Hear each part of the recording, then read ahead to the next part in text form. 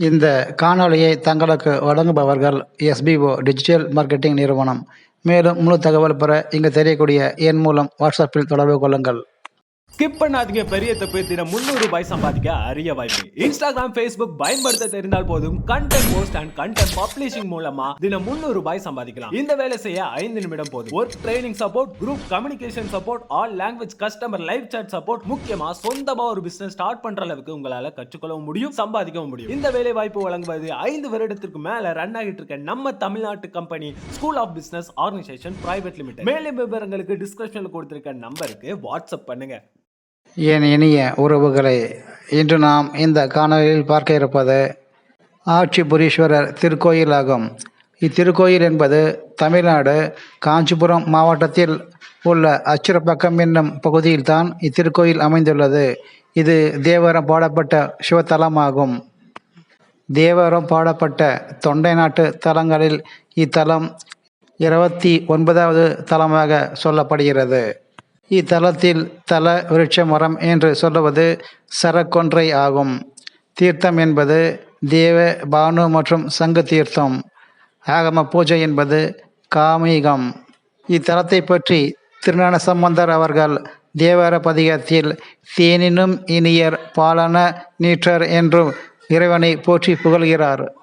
இத்திருக்கோயிலில் ராஜகோபுரம் என்பது 5 இலைகளை கொண்டு காணப்படுகிறது. பிரகாரத்தில் சீனிவாசர், அலமேலு, மங்கைய தாயார் தனி சன்னதியில் இருக்கின்றனர். இறைவன் ஆட்சிபுரீஸ்வரராக அருள் பாலிக்கிறார்.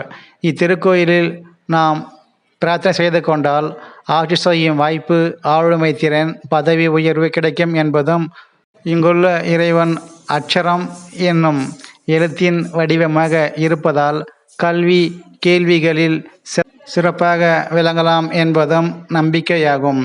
இங்கு அமாவாசை தோறும் சிறப்பு வழிபாடுகள் நடத்தப்படுகிறது. இதில் கலந்து கொண்டால் தோஷங்கள், ஜென்ம வினைகள், தொழில் தடைகள், மனக்குழப்பங்கள் நீங்கும் என்பதும் அசைக்க முடியாத நம்பிக்கையாக இங்கு வரும் பக்தர்களிடம் காணப்படுகின்றன. தங்களுடைய பிரார்த்தனை நிறைவேறிய பிறகு சுவாமிக்கு வஸ்திரங்கள் சாத்தியும் சிறப்பு அபிஷேகங்கள் செய்யும் தங்களுடைய நேர்த்தி கடன்களை பக்தர்கள் செலுத்துகிறார்கள். இத்தலத்தின் பெருமையை காணும் பொழுது கண்ணுவ முனிவர், கௌதம முனிவர் ஆகிய இவர்கள் வழிபட்ட தலமாக கருதப்படுகிறது. விலகிய கோபுரம்.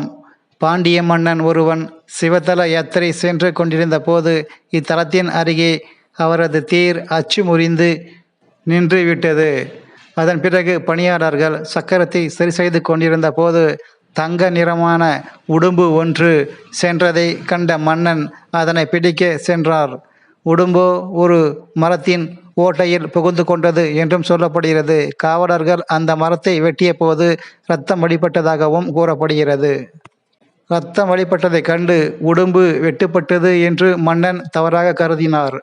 பின்பு அந்த மரத்தின் அடியில் எவ்வளவோ தோண்டியும் அந்த உடும்பு அகப்படவில்லை.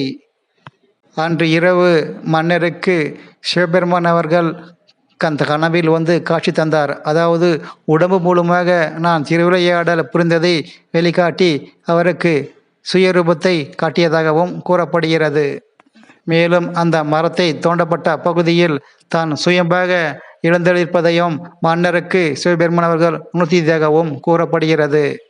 பின்னர் மன்னர் அந்த இடத்திலேயே சிவனுக்காக கோயிலை கட்டவும் முடிவெடுத்தார். அப்போது அங்கு நேத்திரதாரி எனும் 3 கண்களை உடைய முனிவர் ஒருவர் வந்ததாகவும் கூறப்படுகிறது.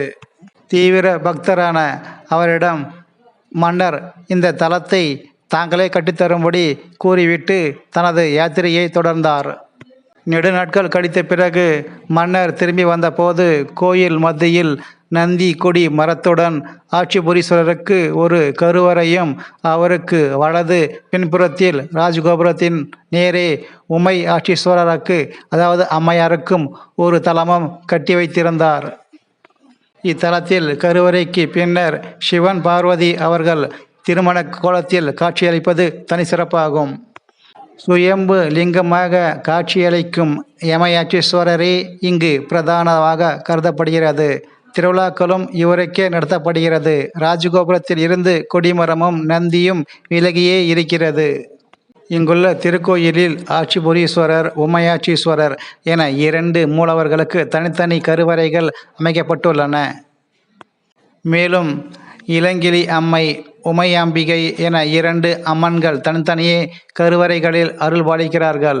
இத்தல சிவபெருமான் சுயம்பு மூர்த்தியாக அருள்பாலிக்கிறார் எனவும் திருஞான சம்பந்தரால் பாடல் பெற்ற இத்தலத்தை திருநாவுக்கரசர் தனது க்ஷேத்திர கோவையில் குறிப்பிட்டிருக்கிறார்.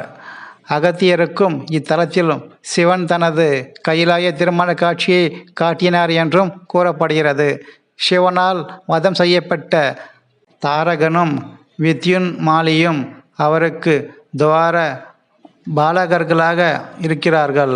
உமையாட்சீஸ்வரருக்கு முன்னே தியானந்தியும் இருக்கிறது. சிவனின் தேவார பாடல்கள் பெற்ற 274 சிவாலயங்களில் இது 262வது தேவார தலமாகும். இத்தகைய சிறப்புமிக்க இக்கோயிலில் சித்திரையில் 10 நாட்கள் பிரமோற்சவம் சிறப்பாக நடைபெறும். மேலும் பௌர்ணமியில் விசேஷமான பூஜைகளும் நடத்தப்படுகிறது. பக்தர்களுக்காக இத்திருக்கோயில் என்பது காலை 6 மணி முதல் பகல் 11 மணி வரையும், மாலை 4 மணி முதல் இரவு 8:30 மணி வரையும் திறந்திருக்கும். மேலும் இந்த சேனல் தங்களுக்கு பிடித்திருந்தால் சப்ஸ்கிரைப் பண்ணுங்க, லைக், ஷேர் மற்றும் கமெண்ட்ஸ் பண்ணுங்க. இந்த காணொலியை பார்த்த அனைவருக்கும் நன்றிகள் கோடி.